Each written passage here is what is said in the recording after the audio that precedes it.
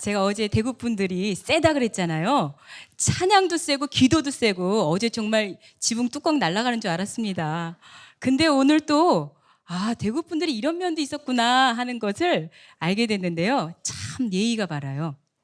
밥 먹었어예. 오셨어예. 그랬어예. 끝에 보니까 꼭 예자를 붙이는 거 있죠. 이렇게 예의 바를 수가. 참, 그러니까 하나님께서 이 대구 분들을 참 좋아하실 것 같아요. 항상 공손하게, 항상 예의 바르게 하는 그 모습이 하나님을 섬길 때에도 정말 하나님을 기쁘게 하실 줄로 믿습니다. 자, 어제 저와 함께 10계명 두돌판에 담긴 구속 경륜을 살펴봤어요. 자, 오늘은 이 언약궤 회복.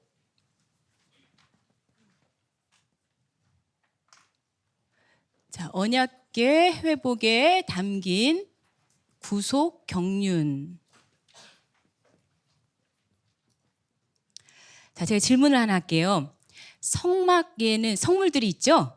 그 성물들 가운데 그래도 가장 중요하다라고 생각하는 거가 뭐가 있을까요?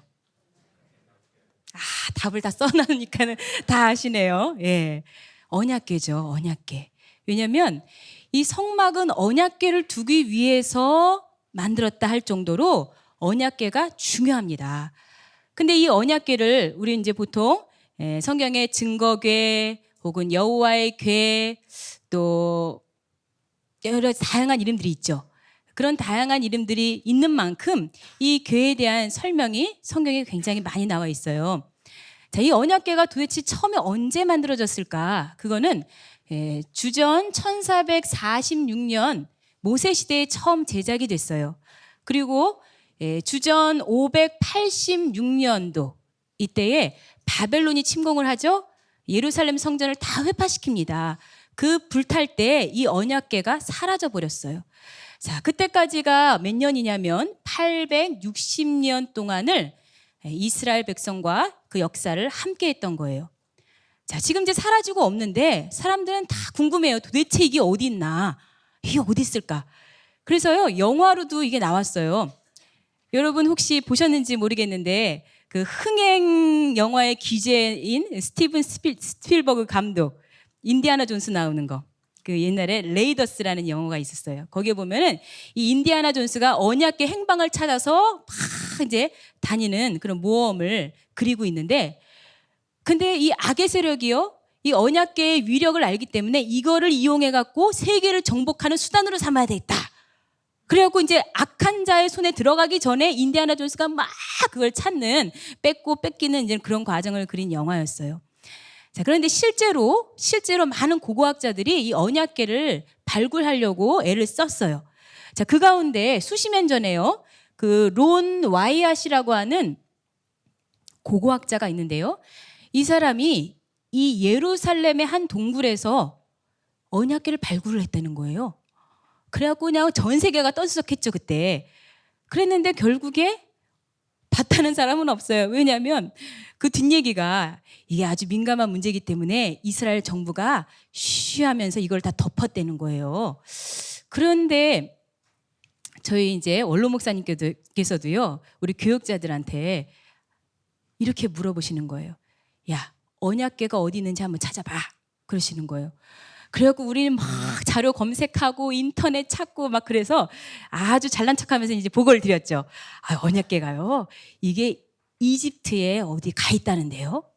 혹은 에티오피아의 그 악숨이라는 곳에 있다고 하는 그런 정보도 있고요. 혹은 예레미야 선지자가 느보산 어느 동굴에 감췄다는 얘기가 있습니다 하고서는 우리는 아주 신나갖고 답변을 해드렸는데, 아이고, 쳐다보면서 한심스럽다는 듯이 저희가 너무 어리석은 답변을 한 거예요. 왜냐하면 이 정말 언약궤의 참 실체를 우리가 모시고 있는지를 점검하신 거였는데, 보이는 언약궤만 어디 있는지 관심 가지니까 너무나 원로 목사님 보실 때에는 우리가 어린아이와 같은 거죠. 자, 오늘 이 시간을 통해서 진짜 언약궤가 정말 필요하다면, 보이는 언약궤가 중요하다면 저희들도 다 인디아나 존스가 돼서 발굴하러 나가야 됩니다. 그러나 그것이 아니라 이 참 언약궤가 무엇이냐? 그것을 오늘 이 시간 깨닫고 그 언약궤를 다 찾아서 우리 가정에, 우리 교회에, 우리 나라에 모셔오는 놀라운 역사가 있을 줄로 믿습니다. 자, 첫 번째로 살펴볼 것은 이 언약궤의 중요성이에요. 언약궤의 중요성. 자, 이 언약궤가 도대체 무엇을 의미하길래 이토록 중요한가? 자, 성경에 보시면요, 하나님께서도 이 성막식양을 주시잖아요, 계시를. 그때에 제일 먼저 언급한 게 뭘까요? 오늘은 무조건 답변은 언약궤라고 하시면 돼요. 하나님께서 성막식양을 줄 때 제일 먼저 언급한 게 바로 이 언약궤예요. 그 출애굽기 25장 한번 같이 볼까요? 출애굽기 25장.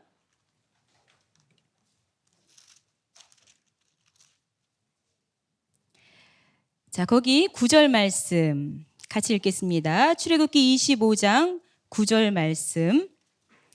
시작. 무릇 내가 내게 보이는 대로 장막의 식양과 그 기구의 식양을 따라 지을지니라 라고 말씀하시고 10절부터 나오는 것이 뭐예요? 언약궤 얘기를 하고 있어요. 자, 가장 먼저 언급할 정도로 이 언약궤가 중요하다는 거죠. 그럼 도대체 무엇을 의미하느냐? 이 언약궤는 첫 번째로 하나님의 임재를 나타내는 겁니다. 자, 여러분 교재도 나와 있죠? 자, 하나님의 임재를 나타낸다.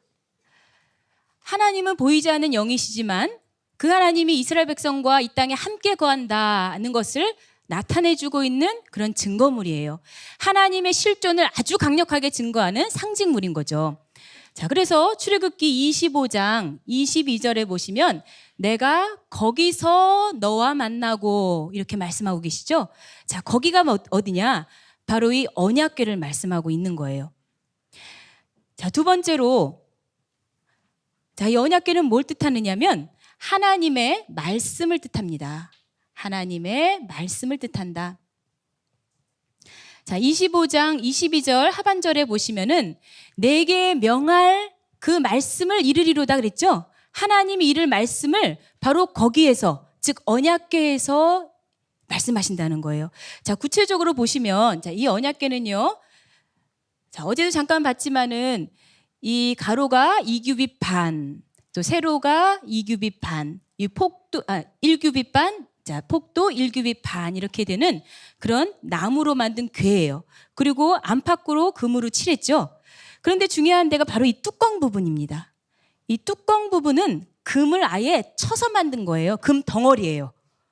금을 입힌 게 아니라 아예 금 덩어리예요. 얼마나 큽니까? 이렇게 큰 금덩어리는 아마 보신 적도 없죠. 자, 근데 이 부분을 뭐라 그러냐? 이 뚜껑 부분을 속죄소, 그렇죠? 속죄소. 죄를 사하는 장소. 또 다른 말로는 시은좌라고 하죠. 은혜를 베풀 시자, 베푸는 자리라는 뜻이에요. 자, 이 속죄소 부분이, 자, 두 그룹이 날개를 쫙 펼치고 마주보고 있습니다. 그런데 하나님은 어디서 말씀을 하시냐 했더니 이 두 그룹 사이에서 말씀을 하신다는 거예요. 모세가 회막에 들어갔어요.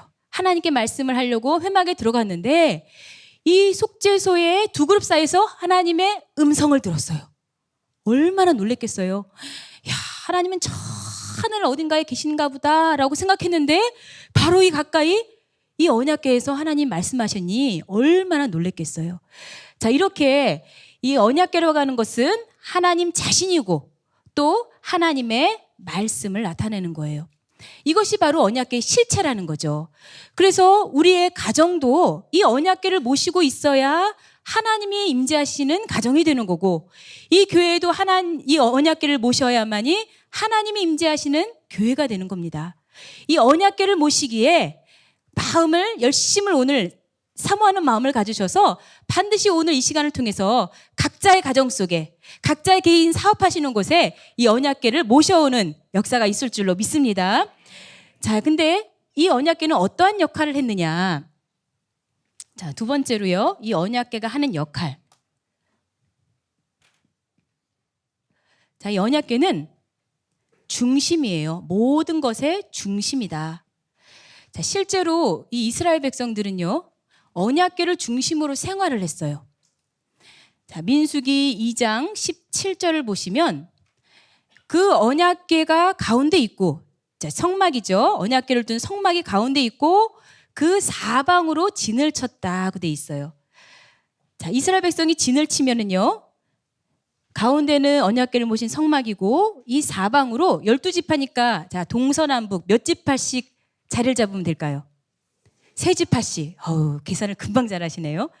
자, 그래서 여기에는 유다, 이사갈, 스불론, 그리고 여기에는 루벤, 시므온, 갓, 그리고 에브라임, 므낫세, 베냐민, 자, 그리고 마지막에 단, 아셀, 납달리, 이렇게 사방으로 어디를 향해서, 이 언약궤를 모신 곳을 향해서 문을 다 아예 그쪽으로 냈어요. 장막의 문을. 자, 이렇게 할 정도로 이스라엘 백성들은 언약궤를 중심으로 살았다는 거예요. 이러한 백성을 가리켜서 성경은 뭐라고 말씀하고 있느냐? 모든 세상의 중앙에 거하는 백성이라고 에스겔 38장 12절에 말씀을 하고 있는 거죠. 하나님께서는 이 이스라엘 백성이 모든 세상의 중앙에 있대요. 그래서 전 세계의 중심은 이스라엘이고 이스라엘의 중심은 예루살렘이죠. 그 예루살렘의 중심에는 성전이 있어요. 혹은 성막. 자, 그리고 그 성막의 가장 중심은 뭐냐? 지성소입니다. 그 지성소 안에는 뭐를 모시고 있습니까? 언약궤를 모시고 있죠. 그래서 하나님이 좌정하시는 이 언약궤가 바로 이스라엘에 이렇게 두었다는 것은 하나님께서 이 이스라엘을 통치하시는, 이 나라는 하나님이 통치하시는 나라라는 의미가 있는 거예요. 따라서 저와 여러분도 언약궤를 중심으로 살아갈 때 우리 자신이 세계의 중심이 될 수가 있는 거예요. 여러분들이 말씀을 모시고 말씀을 중심으로 살아가면 하나님이 인정하시는 중심 인물이 된다는 거죠. 이 이스라엘 백성들은 얼마나 그거를 굳게 믿었는지 여기 이스라엘 가보니까요, 거기에 옛날에 지도가 있어요. 근데 지도가 어떻게 생겼느냐, 너무나 간단하게 생겼어요. 지도가 무슨 꽃인 줄 알았는데 이게 지도예요. 그리고 여기 뭐라고 써 있냐면은 여기는 유럽, 여기는 아시아, 그리고 여기는 아프리카 이렇게 써 있고 이 가운데 뭐라고 써 있게요? 예루살렘 이렇게 써 있는 거예요. 모든 거의 중심, 즉 언약궤를 모신 삶, 이 삶이 하나님도 거기에 집중하시고 관심을 가지는 그런 중앙이 될 수 있다는 거죠. 자, 이렇게 이스라엘 백성들이 얼마나 이 언약궤를 사모했는지는 우리가 이러한 모습을 통해서도 알 수가 있는데요. 자, 두 번째로 이 언약궤의 역할은 뭐냐면 길을 인도하는 역할을 했다는 거죠. 길을 인도하는 역할을 했다. 자, 이스라엘 백성들이 광야를 지납니다. 어디로 가야 될지 몰라요. 어디가 길인지조차 없어요, 광야는. 근데 이 광야를 갈 때 너무나 감사한 것은 언약궤가 앞서가서 진칠 곳을 찾아주었다는 거예요. 민수기 10장 33절에 보면은 언약궤가 앞서가서 어디로 진쳐야 될지, 어디로 방향을 가야 될지 그것을 다 인도해 주니 얼마나 이스라엘 백성들이 마음이 안심이 되겠습니까? 그리고 이스라엘 백성들이 이제 광야를 지나서 가나안 들어가기 직전에 요단강을 건너죠. 여호수아 3장에 보시면 이 요단강을 건너는데 이건 큰 장애물이라고 할 수가 있습니다. 그때 따라서 물이 참 출렁출렁 넘치는 그런 때예요. 근데 하나님께서 방법을 알려주셨어요. 언약궤를 메고 앞서 건너가라. 제사장들이 이 언약궤를 메고서 발을 물에다가 디뎠을 때 어떠한 기적이 일어났죠? 흐르던 물이 딱 멈춘 거예요. 그래서는 마른 땅이 됐죠. 그 마른 땅으로 지나갈 수 있었던 것, 언약궤의 위력이 여기서 나타난 거죠. 여호수아 6장에 보시면 이제 가나안에 들어갔습니다. 들어갔는데 또 하나의 어마어마한 장애물이 앞을 탁 가리고 있어요. 뭐죠? 여리고성. 아주 그냥 문이 꽉 닫혀 있는 단단한 그런 성이에요. 역사적으로 보면은 그 성 두께만 해도요. 외벽, 내벽이 있는데 그 한 벽의 두께만 해도 탱크가 지나갈 정도라는 거예요. 6m 정도 된대요. 6m.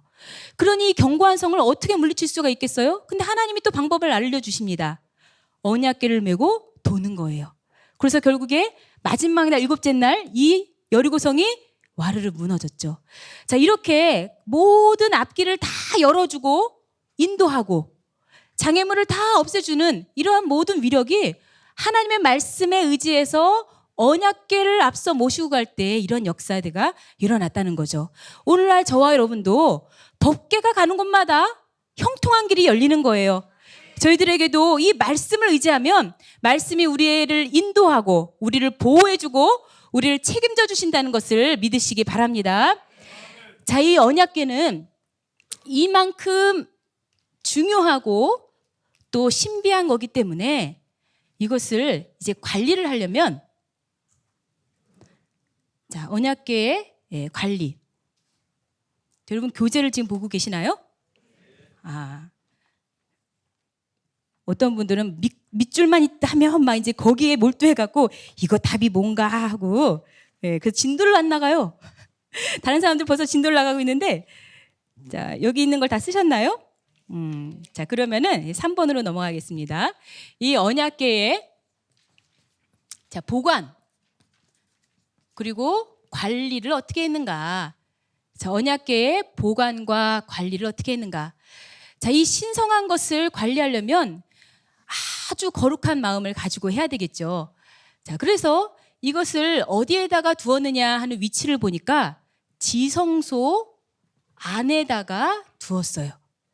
자, 우리가 이 성막을 보시면은 성막의 이 동쪽에 문이 있습니다. 문으로 들어가면은 이 성막의 뜰이 나오죠. 뜰을 통과해서 들어가면 뭐가 있죠? 성소가 있고 그 성소를 또 통과하면 지성소가 있죠. 성막의 가장 깊숙한 곳, 가장 신성한 자리에 바로 이 언약궤를 두었다는 거예요. 자, 그런데 출애굽기 26장 33절을 보시면 이 지성소와 성소 사이에 뭐가 쳐져 있나요? 휘장이 쳐져 있어요. 이 휘장은 성소와 지성소를 구별한다 그랬죠. 보통 우리가 문이라고 하는 것은 역할이 뭡니까? 출입을 위한 거잖아요. 그런데 이건 출입을 위한 거라기보다는 오히려 차단을 목적으로 한 것이에요. 왜냐하면 이 휘장이라고 하는 단어가 히브리 원어로 파로케트. 이 파로케트의 뜻이 뭐냐? 엄함, 엄하대요. 가혹함. 자, 잔인할 정도로 가혹해요. 왜 그러느냐? 범죄한 인간이 절대 그 안에 들어와서 하나님이 계신 그 임재의 처소를 더럽히지 못하도록 가혹하게 차단을 하고 있는 거죠. 하나님의 영광이 훼손되거나 더럽혀지지 않도록 휘장으로 완전히 탁 쳐버려갖고 들어오지 못하도록 통제를 하고 있는 거예요. 자, 이렇게 하나님이 언약궤를 얼마나 우리가 두려운 마음으로 대해야 되는지를 이 파로케트라는 이 단어만 가지고도 우리는 알 수가 있는 거죠. 자, 그런데 이 지성소에 이렇게 둔 이 언약궤를 보면 어떻게 되느냐? 잘못 봤다가는 죽는 거예요. 예. 잘못 보면 어떻게 된다고요? 예. 이렇게 엄중한 경고를 하나님께서는 하고 계십니다. 자, 민수기 4장 자, 20절 말씀. 저 교재에 있죠? 거기 한번 읽어볼까요? 교재에 민수기 4장 20절 한번 읽어보세요. 시작.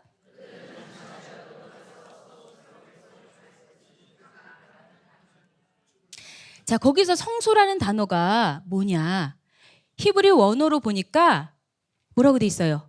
하코데시. 하코데시. 자, 그 거룩한 것. 이거는 언약궤를 말하고 있는 거예요. 언약궤. 이 성소가 언약궤를 말하는데 그것을 보면 죽을까 하니까는 죽을 수도 있고 아닐 수도 있구나가 아니에요. 우리는 번역을 그렇게 놨지만 실제로는 죽는다는 이 메투라는 단어에 완료형을 써놨어요. 반드시 죽는다 이런 의미가 있는 거예요. 잠시라도라 그랬죠? 이 케발라라는 단어인데요. 그거는 침을 꼴딱 한번 생기는 정도의 짧은 순간. 그러니까 우리가 그 언약궤를 그야말로 함부로 다뤄서는 절대 안 된다는 것을 강력하게 하나님께서 말씀하고 있는 거예요. 이것을 실제로 언약궤 다루는 이 특별한 법을 몰라갖고 한꺼번에 사람들이 죽은 경우가 있죠. 잘못 보고서. 어느 동네 사람이 그랬어요? 베세메스 사람들이 그랬죠. 베세메스 사람들이 어휴 이게 뭐야? 언약궤가 들어오니까는 그것을 뚜껑을 열어봤어요. 안을 들여다봤다는 건 뚜껑 열어본 거죠. 그랬을 때 많은 사람이 죽었어요. 사무엘상 6장 19절에 보면 그러면 이 사람들이 죽은 것은 그 언약궤를 어떠한 마음으로 대한 걸까요? 인간적인 호기심으로 대한 거죠. 야 도대체 이게 속 안에 뭐가 있길래 그런 거야? 우리도 말씀을 대할 때 두려운 마음, 거룩한 마음으로 대하지 않고 뭐 오늘 세미나 있다는데 뭐 뭘 이렇게 하나 한번 들어나 보지 뭐 이런 식으로 우리가 말씀을 대한다. 너무나 가벼운 마음이죠. 그럴 때 하나님께서는 어떻게 치실지 모른다는 거예요. 말씀을 거룩한 마음으로 경건한 마음으로 우리가 받아야 된다는 것을 성경은 말씀하고 계십니다. 자, 그래서 이 언약궤를 또 다루는 법을 하나님이 뭐라고 명령을 또 하셨느냐. 세 번째로는요. 이것을 이동할 때. 자, 이동할 때는 일단은 그것을 가지고 나와야 될 거 아니에요. 어디서? 지성소 안에서 가지고 나와야 되겠죠? 먼저 누가 들어가나요? 아론과 그 아들들이 들어갑니다. 자, 그것을 반드시 덮어야 돼요. 덮고 그것을 가린 다음에 나오는 거예요.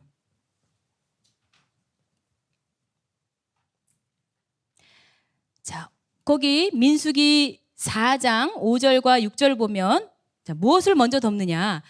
아론과 그 아들들이 먼저 들어가면서 아예 휘장을 걷어갖고 바로 언약궤를 덮는 겁니다. 자, 그래서 휘장을 먼저 덮고 그 다음에요.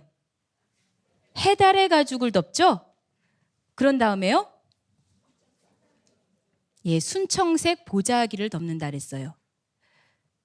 자, 각각이 다 의미가 있겠지만 다른 성물들하고 이 덮는 방법이 틀려요. 다른 성물들은 다 겉에가 해달 가죽으로 덮게 돼 있어요. 맨 위에가. 그런데 이 법궤만큼은 맨 위에가 이 순청색 보자기를 덮는다는 거죠. 자, 순수한 청색. 이 청색은 높고 푸른 저 하늘을 나타내는 색입니다. 이스라엘 백성들이 저 이 순청색 보자기가 덮여져 있는 이 언약궤를 다 멀찍이 따라갈 거 아니에요. 광야에서. 그러면 처음에는 야, 우리가 도대체 어디로 어떻게 가는 거냐. 앞으로 갈 길이 막막한데 이러한 불안한 마음일지라도 이 순청색 보자기 뭐라고 딱 눈에 띄어요? 이건 언약궤야. 야, 하나님이 우리와 함께 하시구나. 하나님이 임재하셔서 우리를 지금 다 인도하고 계시구나. 그것을 바라보기만 해도 마음의 위로를 받고 안심을 할 수가 있는 거죠. 그래서 이 하늘색은 바로 하늘의 높은 풍성한 은혜를 상징하고 또 그 영광과 권위를 상징하고 있습니다. 자, 이렇게 해서 운반을 이동을 하는데요. 구체적으로 이것을 운반할 때에는 아무나 또 맘대로 운반하는 게 아니에요. 이것은 반드시 체에다 꿰야 되죠? 그리고 어깨에 메고 간다. 누가요? 고핫자손이, 고핫자손. 여러분 기억해 두시기 바랍니다. 이따가 족보 공부할 때 꼭 필요하니까 고핫자손이 반드시 하게끔 하나님이 명령을 여기서 해놓으셨죠? 자, 모든 것이 자격이 있고 방법이 있다는 것을 아주 엄중하게 이렇게 말씀을 하고 계십니다. 자, 이렇게 하나님께서 모든 보관 관리를 철저하게 하라고 명령을 하셨음에도 불구하고 어떠한 일이 일어나느냐? 이 언약궤를 잃어버리게 됩니다. 도저히 상상할 수도 없는 일이죠. 법궤를 빼앗긴다는 것이. 그리고 이스라엘의 언약궤가 이게 없다는 거는 있을 수도 없는 일이잖아요. 그런데 이 언약궤를 상실하는 엄청난 사건이 일어나게 되는 거죠. 자, 언약궤 상실. 그 시대가 어느 시대였나요? 사사시대입니다. 사사시대. 구체적으로는 아벡 전투에서 빼앗기게 되는데 블레셋과의 전투가 있었던 거죠. 자, 이방과의 전투가 지금 진행 중인데요. 자, 블레셋이 침범을 해갖고 1차 전투가 벌어졌어요. 자, 1차 전투에서 누가 이겼어요? 당연히 이스라엘 백성이 이겨야 되는 거 아닌가요? 아니요. 블레셋이 이겼어요. 1차 전투에서 4,000명이나 죽습니다. 이스라엘 백성들이. 야, 어떻게 이런 일이 있을 수 있을까? 우리는 뭔가 문제가 생기면 먼저 나 자신을 살펴봐야 되겠죠. 그러나 이스라엘 백성들은 반응이 그렇지 않았어요. 이스라엘 장로들이 뭐라고 얘기했느냐? 아니, 여호와께서 어찌하여 우리를 패하게 하였는고? 이렇게 얘기하고 있는 거예요.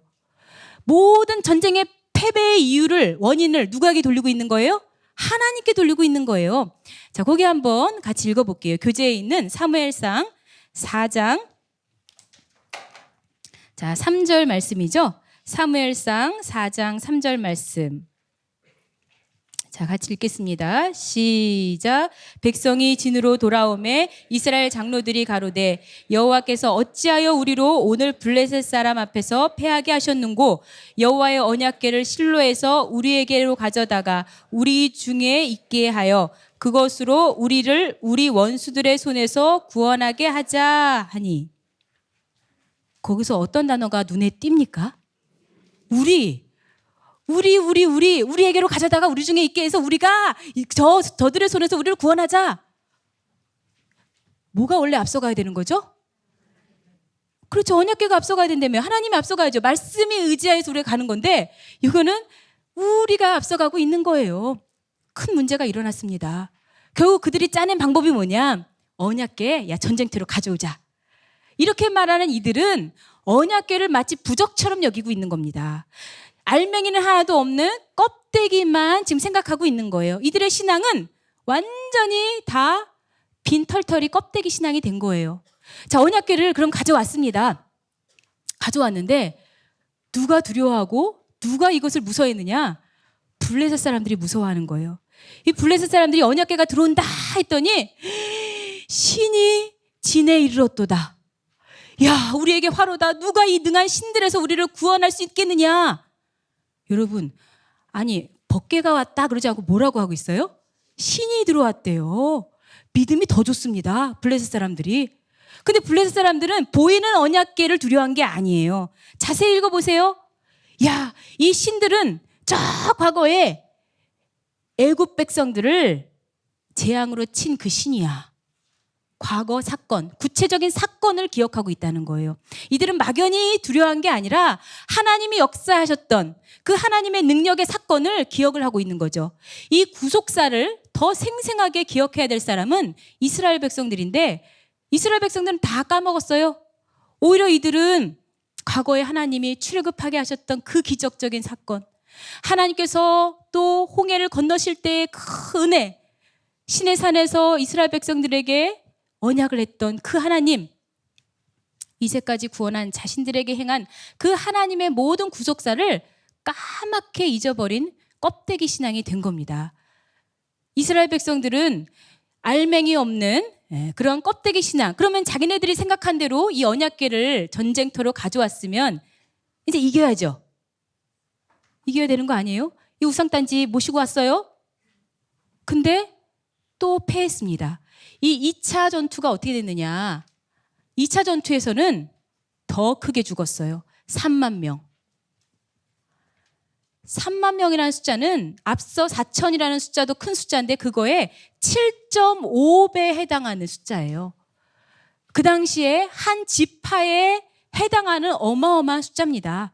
3만 명이 한꺼번에 죽었다고 할 때 하나님께 물었어야죠. 이들은 하나님께 묻지를 않고 자기네 마음대로 지금 행한 거예요. 그 결과는 결국 전쟁에 질 뿐만이 아니라 그것보다 더 충격적인 것은 뭐예요? 언약궤를 잃어버린 거예요.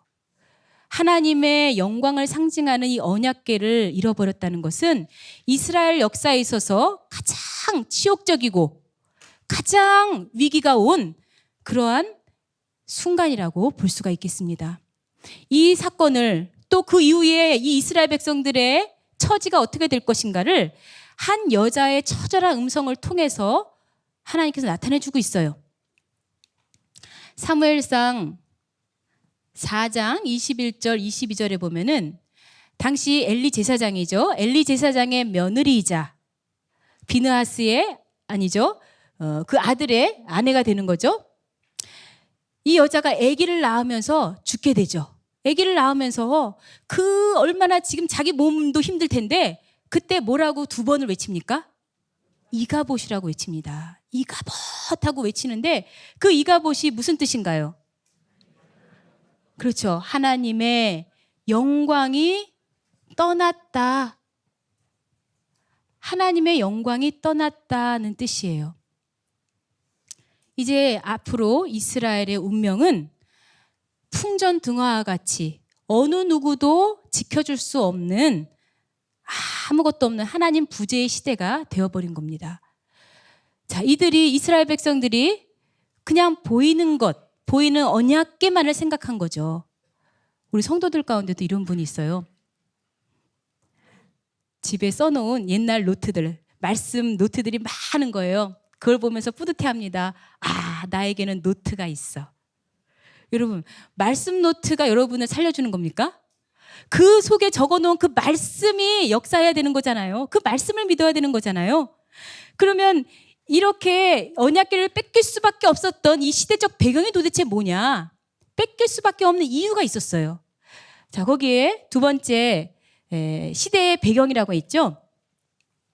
자, 바로 사사시대인데요. 이 사사시대는 모든 이스라엘 백성들의 믿음이 땅에 떨어진 영적 암흑시대입니다. 이 어두움이 극에 달한 시대가 바로 이 암흑시대, 사사시대예요.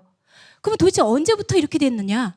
언제부터 하나님이 없고 하나님의 역사를 기억하지도 못하고 그 말씀에 의지하지도 않는 이런 시대가 되어버렸을까?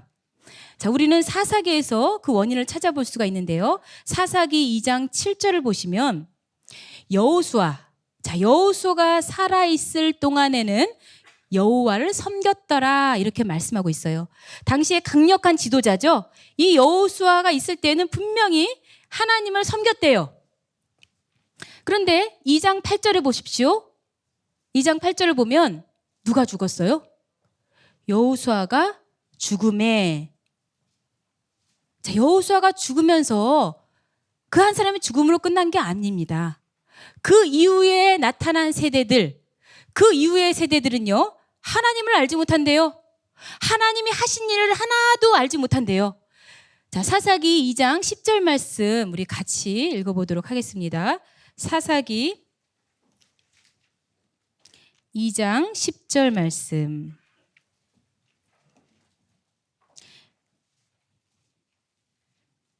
시작. 그 세대 사람도 다 열조에게로 돌아갔고 그 후에 일어난 다른 세대는 여호와를 알지 못하며 여호와께서 이스라엘을 위하여 행하신 일도 알지 못하였더라.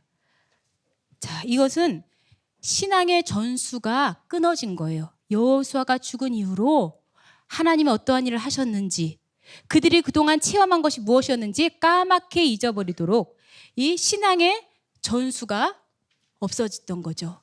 말씀을 전하는 말씀의 전수가 다 없어진 거예요. 그 시대에 엘리 제사장은 어떻습니까? 완전히 제사장들조차도, 지도자들조차도 타락한 생활을 했잖아요. 그 아들 홈리와 비느하스. 자, 홈리와 비느하스는 하나님께로 드릴 제물을 가로챘어요. 그리고 회막에서 수종드는 여자와 동침했다고 성경은 말씀하고 있어요. 자, 왜 이런 일이 일어났을까? 이 사사시대에 이러한 행적들, 이러한 사태들을 한 구절로 꿰뚫고 있는 성경 구절이 있는데요. 그것이 바로 사사기 21장 25절이죠. 사사기 21장 25절은 왕이 없으므로 사람들이 각각 자기 소견에 옳은 대로 행했다 그랬어요. 자기 소견, 한마디로 말하면 자기 멋대로 하는 거예요. 자기 멋대로 왜 이렇게 하게 되었을까요? 말씀이 없었기 때문에. 말씀을 듣지 않으니까 자기 멋대로 하는 거예요. 우리가 지금 교회를 다니고 신앙생활을 한다 하더라도 말씀을 집중하지 않고 말씀을 모시지 않으면 다 사사시대입니다. 그 시대를 하나님께서 사무엘상 3장 1절을 보니까 말씀이 희귀했다 그랬어요. 드물 희자에다 귀할 귀자예요. 말씀이 너무 드물어서 귀해요. 말씀을 선포하는 자가 없어요. 말씀을 증거하는 데가 없는 거예요. 마지막 때도 이런 시대가 온다 그러죠. 아모스 8장 11절에 보면 말씀을 듣지 못하는 기갈이 온다, 이렇게 기록을 하고 있습니다. 그렇다면 오늘날 저와 여러분도 말씀을 듣지 않으면 이미 사사시대고 이미 마지막 그 종말이에요. 그러면 어떻게 하면 이 사사시대를 끝장낼 수 있느냐? 어떻게 하면 종집을 찍을 수 있느냐? 말씀을 찾아와야죠. 언약궤 찾아와야 되는 거죠. 그런데 아무도 언약궤를 찾아오지 않았습니다. 자, 왕이 없어서 그런다?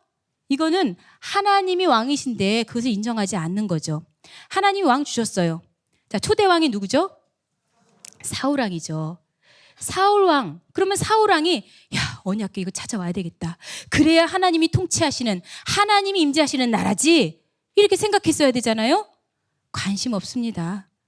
언약궤 찾아올 생각도 안 했어요. 이 사무엘 왕은요, 이 사울 왕은요, 사무엘상 15장 26절에 보시면 왕이 말씀을 버려 하나님께서도 왕을 버리셨대요. 말씀을 버리니까 하나님이 폐위시켜 버렸어요. 이 사울 왕은 나중에 보니까요, 신접한 여인에게 찾아가서 물을 정도로 말씀과는 동떨어진 삶을 살고 있죠. 그래서 하나님이 이 사울 왕을 죽이신 이유를 뭐라고 설명하고 있느냐? 거기 역대상에 나오죠. 역대상 10장 14절. 하나님이 왜 죽이셨대요? 여호와께 묻지 않음으로 죽였다는 거예요. 사울 왕은 하나님께 물었어야 됩니다. 하나님, 이 나라를 어떻게 다스려야 됩니까? 이 나라를 어찌해야 합니까? 우리 여기 목사님들 많으시지만 내 약물이 어떻게 내가 지도해야 됩니까? 여기 우리 권사님들, 우리 집사님들, 내 자녀 이거 어떻게 내가 키워야 됩니까? 물으셔야죠. 여러분, 내 사업은 어떻게 해야 될지, 내 삶은 어떻게 살아야 될지 물으셔야죠. 묻는 자에겐 반드시 답이 있습니다. 묻지 않으면 근데 답을 안 주시는 거예요. 결국 사울 왕이 이렇게 하나님께 묻지 않은 이 시대는 온 백성들이 다 언약궤 없는 삶, 하나님 없는 삶을 살았죠. 그래서 그 시대를 나중에 회고하면서 뭐라고 얘기를 하고 있느냐면, 역대상 13장 3절을 보니까 사울 왕 때에는 우리가 궤 앞에서 뭐 했다고요? 묻지 않았다. 하나님께 묻지 않았다. 온 백성이 다 언약궤의 존재조차도 잊어버리게 된 거예요. 자, 이렇게 하나님이 떠난 삶을 사는 가운데, 그런데 누가 이 언약궤를 찾아오게 됩니까? 다윗.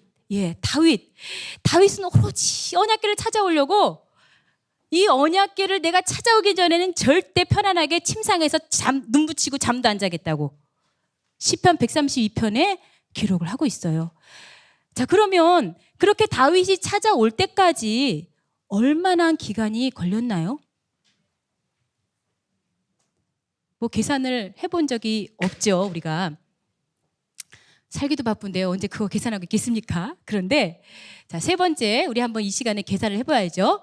언약궤를 다시 찾아올 때까지의 기간, 언약궤를 다시 찾아오기까지. 자, 이 기간은요, 사실 이제 주석들을 많이 보시잖아요. 우리 목사님들은 아무리 뒤져봐도요, 이 연대 나오지 않습니다. 어느 목회자, 어느 신학자도요, 이 연대를 정확하게 아는 분들이 없어요. 물론 이거에 별로 관심을 안 갖는다는 얘기인데, 근데 박윤식 원로 목사님께서는 이 성경을 통해서 다 계산을 하신 거예요. 언약궤를 잃어버린 기간이 얼마만큼인가. 그래서 우리 구속사 시리즈 제3권과 9권을 통해서 정확하게 밝히고 계시는데요. 자, 먼저 빼앗긴 곳이 어디였죠? 아벡전투였죠. 자, 아벡전투에서 빼앗긴 다음에 이 언약궤는 어디로 가느냐? 그렇죠. 블레셋 땅으로 가죠. 자, 블레셋 땅으로 가는데 거기에서 얼마만큼 기간을 있었나요? 7개월. 자, 사무엘상 6장 1절에 기록하고 있듯이 7개월을 있었어요. 그런데 여기서도 도시를 계속 옮겨 다니죠. 아스돗, 가드, 에그론. 자, 이렇게 옮겨 다니는데 가는 곳마다 재앙이 임하는 거예요. 야, 이거 안 되겠다, 안 되겠다. 블레셋이 너무나 다급해져 갖고 이것을 얼른 어디로 옮깁니까? 도로 이스라엘 지경으로 옮겨오죠. 그래서 간 곳이 아비나답 집이에요. 기럇 여아림에 있는 아비나답 집으로 옮겨오게 됐어요. 사무엘상 7장 2절 보시면은, 자, 이곳에 몇 년 있다고 돼 있습니까? 20년. 그러나 이 20년은 아비나답 집에 있었던 전체 기간을 말하는 게 아니에요. 그건 바로 다음 사건인 미스바 전투 때까지를 말하는 거예요. 미스바 전투. 미스바 전투 때까지인데 중요한 건 뭐냐? 이 미스바 전투가 도대체 언제냐? 혹시 아시는 분 있으면 제가 큰 상을 드리겠습니다. 그거 보고 하지 마시고.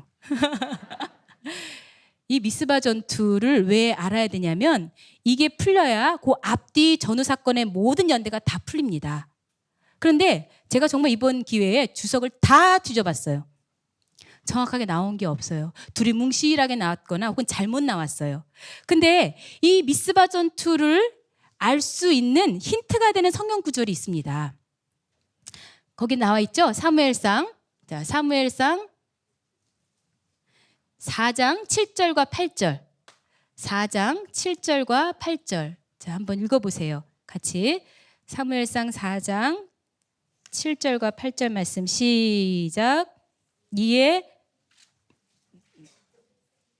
죄송합니다. 거기 교환에 7장 13절 14절 제가 잘못 적었네요. 자, 사무엘상 7장 13절 14절. 자, 읽겠습니다. 시작. 이에 블레셋 사람이 굴복하여 다시는 이스라엘 경내에 들어오지 못하였으며 여호와의 손이 사무엘에 사는 날 동안에 블레셋 사람을 막으심에 블레셋 사람이 이스라엘에게서 빼앗겼던 성읍이 에그론부터 가드까지 이스라엘에게 회복되니 이스라엘이 그 사방 지경을 블레셋 사람의 손에서 도로 찾았고 또 이스라엘과 아모리 사람 사이에 이 성경 구절이 왜 중요하냐면, 자, 그 내용을 가만히 보니까 이제 다시는 블레셋이 쳐들어오지 않아요. 그리고 블레셋한테 빼앗겼던 거 다 도로 찾았어요. 그건 뭘 의미하냐면 미스바 전투 승리함으로 인해서 블레셋의 압제가 끝이 났다는 거예요. 블레셋의 압제하에 몇 년 동안 있었죠? 40년. 자, 블레셋 압제가 40년이거든요. 자, 블레셋. 자, 블레셋 손에 붙였더라. 사사기 13장 1절에 보면은 40년 동안을 있었는데, 근데 그 기간은 3권을 보시면, 구속사 시리즈 3권을 보시면 거기 사사 시대의 연대를 쫙 다 유구한 역사 속에 세계 최초로 정리해 놓으셨어요. 사사들의 연대를 다 정리를 해 놓으셨어요. 거기에 밝히셨는데, 자, 주전 1121년에서 1082년입니다. 자, 그런데 미스바 전투로 인해서 블레셋의 모든 압제에서 완전히 끝이 났다. 그럼 미스바 전투가 몇 년이라는 거예요? 그렇죠. 요 마지막 해 1082년. 자, 미스바 전투가 1082년. 여러분 처음 계산해내신 거예요. 한번 누구 물어보세요. 아무도 모릅니다. 그럼 미스바 전투가 나왔으니까 거슬러 올라가서 아벡 전투가, 자, 20년 7개월. 그러면 아벡 전투는 몇 년이에요? 1102년이 그래서 나온 거예요. 1102년이 이렇게 미스바 전투를 계산해서 나온 거예요. 원로 목사님께서 이거 말씀해 주시면서 그 나라 갈 때까지 영원히 잊지 말라고, 이거 반드시 기억하라고 하셨는데 이렇게 밝혀주셨어요. 자, 그 다음에 미스바 전투 이후에 이제 사울 왕이 등극을 합니다. 사울 왕이 등극할 때까지, 사울 왕은 1050년에 등극을 했죠. 자, 이때까지, 자, 여기에서 여기까지가 32년이 됩니다. 그리고 사울 왕은 1050년부터 주전 1010년까지니까 40년을 통치를 했죠. 그러고 나서 이제 다윗이 통치를 하게 되는데, 이 다윗의 헤브론 통치가 몇 년 동안이죠? 7년 예, 6개월이죠. 자, 거기 참고 구절 교재에 나와 있습니다. 사무엘하 5장 5절에 있고요. 그런 다음에 자, 이때 헤브론 통치를 마치는 그때에 법궤를 찾아오려고 시도를 했다가 그것이 오벳에돔의 집으로 잠깐 가게 되죠. 그래서 오벳에돔의 집에 3개월 동안 가 있었다고 사무엘하 6장 11절에 있죠. 그러고 나서 드디어 어떻게 됐어요? 다윗성에 안치가 됩니다. 자, 여러분, 그러면은 총 기간 7개월 더하기 20년 더하기 어디 있어요? 32년 더하기 40년 더하기 7년 6개월 더하기 3개월. 이 계산은 공짜로 해드리면 안 되고 해보세요. 그래야 좀 보람이 있죠. 자, 몇 년이 나오나요? 100년 4개월이 나옵니다. 자, 이 100년 4개월은 도대체 무슨 기간입니까? 성막이 자기의 자리에 있지 못하고 유리하는 기간이에요. 성막이 있어야 할 자리에 있지 못하고 빼앗겨져 있는 기간이에요. 이것은 말씀을 둘 데가 없는 거죠. 말씀을 찾는 자가 없었기 때문입니다. 오늘날 저희들에게도 내가 혹시 말씀을 잃어버렸던 기간이 아닐까? 나도 혹시 언약궤를 있어야 할 곳에 모시지 못하고 저렇게 방치해둔 상태로 있지 않았을까 생각해 보시는, 그래서 이 시간 그 호세아 14장 2절 말씀처럼 너희는 말씀을 가지고 돌아오라, 이러한 음성을 반드시 들으시는 저와 여러분이 되시기를 바랍니다. 자, 우리 이제 마지막 큰 네 번째입니다. 자, 이거는 지울게요. 마지막 네 번째로 드디어 언약궤를 이제 회복합니다. 누가요? 그래서 다윗이. 자, 큰 네 번째로 언약궤의 회복. 얼마나 가슴 벅찬지 모릅니다. 이 다윗은 오롯이 이 언약궤를 가져오기 위해서 그렇게 마음을 썼어요. 자, 그런데 이 언약궤가 한 번에 가져오지 못하고 1차 그리고 2차에 걸쳐서 이루어지게 되죠. 이 1차는 왜 실패했느냐? 말씀과 상관없는, 말씀에 어긋나는 그러한 운반이었다는 거예요. 그래서 결국 어떻게 돼요? 실패를 하게 됩니다. 근데 2차는 결국 하나님의 말씀대로 이루어져서 어떻게 해요? 성공을 하게 되는 거죠. 다윗이 주전 1003년에 온 이스라엘의 왕이 되어서 이 시온성을 정복하고 제일 처음에 하고자 한 것이 이 언약궤를 가지고 오는 일이었는데, 자, 그런데 사무엘하 6장 1절을 보면은 무려 3만 명이나 군사를 동원했어요. 어디로 가는 거예요? 기럇 여아림 아비나답 집으로 이제 언약궤 모시러 가는 거예요. 이 3만 명이나 사람들을 동원했다는 것만 봐도 이 다윗이 얼마나 열심을 냈는지, 이 언약궤 모시는 일에 얼마나 힘을 썼는지를 우리가 이해할 수 있는 거죠. 자, 그런데 무슨 일이 일어납니까? 아비나답 집에서 이거를 가져오는데 우사가 새 수레에다가 끌고 오는 거예요. 그런데 오다가 보니 소가 움직여요. 소가 움직이니까 언약궤가 어떻게 돼요? 떨어지려고 그러니까 우사가 그걸 당연히 잡죠. 그걸 딱 잡는 순간에 우사가 죽었습니다. 악소리도 못하고 즉사해버린 거예요. 이것을 우리가 우사의 충돌 사건, 바로 베레스 우사라고 하죠. 우사의 충돌 사건. 왜 충돌하셨습니까? 하나님이 치셨는데 왜 치셨을까요? 이 사건이 역대상 13장에도 있고 또 사무엘하 6장에도 있는데, 이 역대상에는 없는 표현이 사무엘하에는 있어요. 뭐냐면 사무엘하 6장 7절에 보면 우사의 잘못함을 인하여 그랬어요. 우사의 잘못함. 뭘 잘못했나요? 구체적으로 한번 따져볼게요. 뭘 잘못했죠? 그렇죠. 새 수레에다가 실었다는 거. 그리고 그것을 만졌다는 거. 이거 아까 어디서 경고했어요? 민수기 4장 15절에 경고했죠. 그런데 왜 이런 일이 일어나느냐? 하나님의 말씀대로 근본적으로는 결국 언약궤를 어떻게 다루어야 되는지 하는 하나님의 법을 몰랐다는 거예요. 하나님의 법을. 여러분 세술에 법궤를 모셔야 되니까 삐까뻔쩍하게 아주 잘 좋은 재료로 해갖고 최고로 만들자. 오늘날에 리무진 대동했습니다.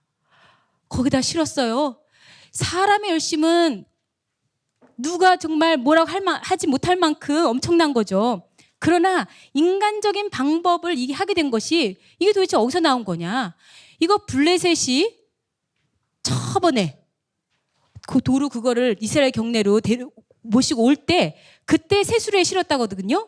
하나님의 법을 모르니까 말씀 모르는 사람은 이방 따라가게 되는 거예요. 아, 그때 블레셋이 이렇게 하고 왔지. 말씀 모르는 사람은 결국 제멋대로가 되는 겁니다. 자, 결국 이렇게 잘못함으로 인해서 하나님이 치신 그 순간에 기쁨과 찬양과 경배하면서 잔치자리가 한순간에 장례식장이 돼버린 거예요. 여러분, 이 사건이 어디에서 일어났는가? 성경은 그 장소를 나곤의 타작마당이다. 이 타작마당은 뭐 하는 곳입니까? 알곡과 가라지를 가르는 곳이죠. 그런데 이곳이 신앙의 알맹이냐 아니면 신앙의 껍데기냐를 가르는 심판의 장소가 되어버린 것이죠. 그래서 하나님께서 말씀하신 대로 하지 않았을 때에는 하나님이 충돌하신다. 이것을 우리에게 보여주고 있어요. 제가 한 가지 질문하겠습니다. 법을 모르고 죄를 졌어요. 자, 몰라서 죄를 졌어요. 그랬다면 그거 죄입니까? 아닙니까? 법을 모르고 제가 몰라서 그랬습니다. 그럼 용서가 안 되나요? 안 되죠. 몰라서 해도 죄입니다. 말씀을 모르는 것이 결국은 죄가 될 수밖에 없다는 거예요. 너무나 무시무시한 경고입니다. 말씀을 모르는 사람은 자기 신앙적 열심만 가지고 있다는 건 그건 정말 위험한 거예요. 결국 이 법궤는 어디로 향하게 되죠? 오베데돔의 집으로 가게 됩니다. 오베데돔의 집으로. 그런데 자, 성경은 뭐라고 말씀하고 있냐면 여러분 잘 아시는 건데 그 마태복음 7장 21절 이하에 보면 주여 주여 하는 자마다 천국에 들어갈 것이 아니요 하늘에 계신 아버지의 뜻대로 하는 자라 들어가리라. 제가요 주의 이름으로 선지자 노릇했는데요. 제가 주의 이름으로 귀신도 쫓았는데요. 제가 주의 이름으로 권능도 행했는데요. 불법을 행하는 자들아 내게서 떠나라 그랬어요. 여러분 말씀 모르면 너무나 위험한 신앙생활입니다. 그래서 우리는 성경을 알아야죠. 성경을 알아야 되는데 성경을 밝히 일러주는 게 요즘 뭡니까? 구속사 말씀 배워야 됩니다. 구속사 말씀 배우지 않으면 여러분 위험해질 수가 있는 거예요. 여기 보니까는 이번에 너무 좋은 기회가 있더만요. 오늘로 끝나면 얼마나 아쉽겠어요. 그러죠? 여기 보니까는 아카데미가 또 있어요. 여러분 등록하시겠어요? 안 하시겠어요? 배우지 않으면 이렇게 무서운 일이 일어나는데 결국에 이 언약궤는 아비나답의 이 오베데돔의 집으로 가게 되는데 한번 비교를 해보겠습니다. 똑같은 가정에서 법궤를 모신 거예요. 누구네 집? 아비나답의 집. 또 하나는요? 오베데돔의 집. 자, 똑같은 가정에서 법궤를 모신다고 할 때 이 집은 몇 년을 모셨느냐? 99년 6개월. 와, 대단한 집이네요. 와, 99년 6개월. 조금만 있으면 100년이에요. 100주년 기념관 세울 판이에요, 지금. 그런데 이렇게 오래 모신 것이 중요한 게 아니라 어떻게 모셨는가가 중요하죠. 이 집은 모셨다고 하지만 어느 한 구절도 복을 받았다는 구절은 없죠. 복은커녕 그 자손이 즉사하는 비극을 맞게 됐어요. 우리 집이 몇 대째 예수를 믿어. 나는 모태신앙이야. 여러분, 그것이 소용이 없다는 거예요. 하나님께서 어떻게 모시느냐. 자, 이 집을 보세요. 이 집은 3개월밖에 안 모셨습니다. 자, 그런데 이 집의 독특한 표현은 뭐냐? 오베데돔만 복을 받은 게 아니라 온 집이 복을 받았대요. 오베데돔이 자기뿐만이 아니라 온 집안 식구가 다 경건하게 이 말씀을 사모함으로써 언약궤를 온전히 모실 수 있도록 신앙의 교육을 한 것이죠. 오늘날로 말하면 성경 공부 시킨 거예요. 이 집안은 성경 공부 안 시켰어요. 그러니까 자손이 나중에 그것을 모르니까 죽는 비극을 당하는 거죠. 신앙의 전수가 있는 집안, 신앙의 전수가 있는 집안, 성경 공부를 안 한 집안, 성경 공부를 한 집안, 끝이 완전히 다릅니다. 그래서 이 집안은 어떻게 됐느냐? 역대상 26장 8절을 그중에서 보면 6절부터 8절이지만 이 8절에 보면 자손들이 다 능력자가 돼서 국가의 아주 중책을 맡는 문지기 반열로서 일을 했다고 돼 있어요. 자, 여러분과 저도 오늘 이 교훈을 볼 때 반드시 언약궤를 어떻게, 말씀을 어떻게 우리가 모셔야 되는가 하는 것을 가르쳐주고 있는 거죠. 자, 시간은 조금 얼마 안 남았지만 우리가 2차도 봐야죠. 왜? 2차는 성공한 거니까. 자, 2차 다윗의 운반 시도를 보게 되면은 완전히 달라졌습니다. 우사의 죽음에 충격을 받아서 정신이 버뜩 난 거예요. 그래서 이 오베데돔 집에 3개월 가 있는 그 3개월이 다윗에게는 회개가 일어났고 말씀을 연구하는 그러한 태도로 바뀌어진 겁니다. 그렇게 말씀을 연구하고 회개했다는 증거가 뭐냐? 1차와 2차가 엄밀하게 달라졌다는 거예요. 자, 예를 들면은요, 1차 때에는요, 역대상 13장 1절을 보면 천부장, 백부장과 의논을 했어요. 사회적인 힘이 있는 사람이죠. 권력자예요. 그런 사람들하고 국가의 중요한 일을 함께 한다. 굉장히 고국적인 행사죠. 그러나 이것은 인본주의적인 그러한 모습이라는 거예요. 그런데 2차 때에는 역대상 15장 4절을 보니까 아론의 자손을 모았어요. 또 레위인을 소집시켰어요. 이런 사람들과 함께 이 언약궤 모시는 일을 한다고 하는 것은 종교 지도자들이잖아요. 이것은 신본주의적인 모습을 나타내고 있는 거죠. 자, 그리고 이때는 역대상 13장 8절을 보면은 모든 악기, 수금과 비파와 소고와 양금과 재금 다 온 악기를 동원해서 막 했어요. 누가 했는지 모르겠어요. 아마 국가 행사니까 제일 빵빵한 관현악단, 아마 KBS 관현악단 모시고 온 것 같아요. 우리 에바다 성가대를 모셔야 되는데, 어제 그 번갯불 남자 중창단을 모셔야 되는데, 믿음 있는 사람, 경건한 사람을 모신 게 아니에요. 1차 때에는.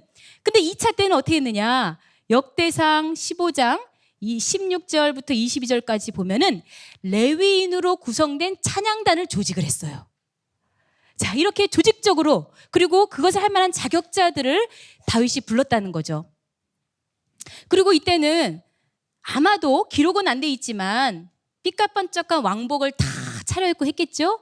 그런데 이 역대상의 기록을 보면 15장 27절에 거기 보면 배 에봇을 입었대요. 여러분, 배 에봇은 회개를 상징합니다. 너무나 초라한 옷이에요. 자기의 왕복을 다 벗고 겸손한 극치로 낮아진 거죠. 그리고 두려운 마음으로 하나님의 언약궤를 모시게 된 겁니다. 이의 극치는 우리가 사무엘하 6장 11절에서 발견을 할 수가 있는데요. 6장 13절. 자, 사무엘하 6장 13절 보면은 언약궤를 맨 자들이 이제 앞으로 나갑니다. 발을 맞춰서 한 걸음, 두 걸음, 세 걸음, 네 걸음, 6걸음을 걸었을 때에 다윗이 너무나 감격하고 눈물 나는 그 순간 하나님 감사합니다. 그러면서 희생 제사를 드렸어요. 아니 6걸음 이렇게 써 있는 거 보니까 다윗이 숫자 센 거 아니에요. 그럼 한 걸음 한 걸음 셀 때마다 얼마나 조마조마했겠어요. 그런데 야, 드디어 이게 말씀대로 제대로 되는구나. 하나님의 말씀대로 내가 진행했더니 이제 성공했구나 하면서 하나님께 감사를 드렸다는 거죠. 자, 이러한 모습은 우리도 성공적인 언약궤를 모시는 일이 오로지 말씀에 근거해야 되고 오로지 말씀에 돌아갈 때에 성공할 수 있다는 거예요. 오늘 이 세미나 진짜 큰 행사입니다. 그렇지만 이게 겉모습으로만 행사로 끝나서는 절대 안 되죠. 진정한 언약궤 말씀 찾아오는 행사가 돼야 되는 거잖아요. 그래서 이스라엘 백성들도 온 마음으로 합해서 이 언약궤를 모시는 일에 충성하면서 했어요. 이 다윗의 그 뜨거운 마음, 오로지 말씀에 집중하는 마음을 우리는 다라시라는 단어를 통해서 살펴볼 수가 있습니다. 자, 이제 거의 결론에 이르렀습니다. 자, 역대상 15장 13절 교재에 나와 있죠. 전에는 규례대로 구하지 않았다. 근데 이번에는 규례대로 구하는 거예요. 하나님 말씀대로 지금 하고 있는 거예요. 그렇게 하나님 말씀대로 하니까 이 다라시, 구하다라는 단어가 얼마나 깊은 뜻을 가지고 있냐면 찾기까지 조사하다, 진실을 밝혀내다, 또 문제를 해결할 때까지 연구하다라는 거예요. 말씀을 세밀하게, 자세하게, 집중적으로 공부한 거죠, 다윗도. 그러면 여러분도 오늘날 우리가 구속사 공부할 때 무슨 연대 해골 복잡하게 뭐 계산을 하고 뭐 숫자 나오고 그렇게까지 해야 돼? 족보? 그 이름이 뭐게 중요해서 옛날 아무개 아이고 뭐 그렇게까지 해야 돼? 여러분 구속사 공부, 연대를 밝히고 족보 공부 왜 합니까? 하나님의 뜻을 밝히기 위해서예요. 하나님의 뜻을 알기 위해서요. 하나님이 원하시는 방법을 찾기 위해서입니다. 우리가 대충 하면 절대로 안 되는 거죠. 다윗의 1, 2차 한 번에 왜 성공하지 못하고 2차까지 가게 되었느냐? 그것은 하나님 말씀대로 하지 않았을 때는 실패하고 오로지 하나님 말씀대로 했을 때에 성공한다는 것을 여기서 보여주고 있습니다. 그런데요, 우리 교회도 그렇잖아요. 세미나 막 사람들 바빠요. 막 준비하느라고 분주해요. 그런 가운데 이런 사람 꼭 있어요. 뭐 그냥 또 뭐 이렇게 또 난리야. 또 행사한다 그러네. 그러면서 별로 관심도 갖지 않고 또 마음이 하나 되지 못하고 멀뚱히 있는 그런 성도도 있잖아요. 다라시 하지 않은 사람이 있었어요. 그 시대에도 다라시 하지 않은 사람. 누굴까요? 미갈이에요, 미갈. 자, 거기 역대상 15장 29절에 보면 미갈이 창으로 내어보다가, 자, 창가에서 나와보지도 않고 창가에서 그냥 내려다보는 거예요. 잘들 한다. 여러분, 심중에 업신이 여겼다 그랬죠? 하나님이 그 마음을 보신 거죠. 누가 보겠습니까? 하나님 마음을 다 보고 있어요. 이 미갈을 가리켜서 다윗의 아내라고 하지 않습니다. 뭐라고 하고 있어요? 사울의 딸. 왜요? 말씀의 권위를 무시하는 게 똑같아요. 그 아버지의 그 딸이에요. 결국 사울도 악신이 들려서 나중에 비참하게 전쟁터에서 죽은 것처럼 이 미갈도 말씀을 중시하지 않았을 때 저주를 받습니다. 씨를 갖지 못했어요? 결국 애를 못 낳는 저주를 받잖아요. 언약궤를 이 중심부에 모셔오는 것이 얼마나 중요한 일인지, 이 언약궤가 온 나라가 다 마음 앞에서 언약궤의 실상은 다른 게 아니라 말씀을 찾아오는 거구나. 온 백성이 다 하나가 되어서 이렇게 하나님의 뜻을 쫓아간다고 할 때 미갈과 같은 사람이 있으면 절대 안 된다는 거예요. 자, 이제 결론을 맺겠습니다. 오늘날 우리가 언약궤의 실체를 찾아오는 것이 우리의 답이죠. 보이는 언약궤, 하나님이 원하시는 건 그것이 아닙니다. 보이는 언약궤를 찾아야 된다면 하나님이 그렇게 명령하셨겠죠. 그러나 예레미야 3장 16절에 보면은 앞으로 언약궤를 찾지 않는 시대가 온다.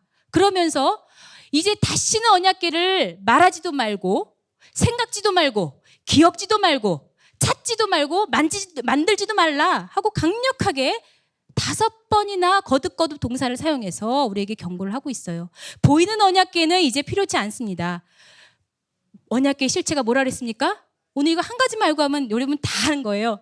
말씀이 실체인 거예요. 말씀이. 그런데 하나님께서 오늘날 말씀을 어디에 맡겨주셨느냐? 과거에는 이스라엘 백성들에게 맡기셨죠. 로마서 3장 1절과 2절 보면 이 이스라엘 백성에게 말씀을 맡겼다 했지만 오늘날에 대한민국에 맡기셨습니다. 여기 계신 분들에게 말씀을 맡겼습니다. 이 말씀을 우리는 그것을 전하고 그것을 순종하고 그 말씀을 성취시키는 새 일꾼이 되어야 되는 거죠. 오늘날 하나님께서는 이 말씀의 실체를 찾아서 온전히 언약궤를 모시는 나라가 되고 교회가 되고 가정이 되어서 앞으로 이 언약궤가 진실로 온 정말 이 백성들이 다 이 언약궤를 깨달을 수 있도록 우리의 입술을 통해서 우리의 행함을 통해서 우리의 신앙적인 그 껍데기뿐만이 아닌 정말 실체를 붙잡는 그러한 삶을 원하고 계십니다. 그래서 이번에 이 세미나가요, 이틀 너무나 아쉽게 끝나지만은 그러나 여러분들이 이제 언약궤 실체를 알았으니까 앞으로 나아가서 늘 언약궤만을 붙잡는 삶, 말씀만을 붙잡고 사는 그러한 하나님의 친백성 다 되시기를 바랍니다. 기도하겠습니다. 아버지 하나님 감사합니다. 오늘 이렇게 하나님께서 뽑아주시고 불러주신 귀한 언약 백성들이 하나님의 뜻이 무엇인지, 아버지 하나님이 원하시는 바가 무엇인지를 알기 위해서 구속사를 배웁니다. 이 자리가 하나님이 임재하는 자리가 되게 하여 주시옵소서. 하나님의 능력이 역사하는 자리가 되게 하여 주시옵소서. 하나님께서 보호하시고 책임지시는 자리가 되게 하여 주시옵소서. 앞으로는 우리가 이 언약궤를 다시는 빼앗기는 일이 없게 하여 주시옵시고, 이 언약궤를 온전히 모시고 살 때에 하나님께서 함께 하시는 축복의 가정들 되게 하여 주시옵소서. 모든 것을 믿고 바라올 때 예수님의 이름으로 감사 기도 올리옵나이다. 아멘.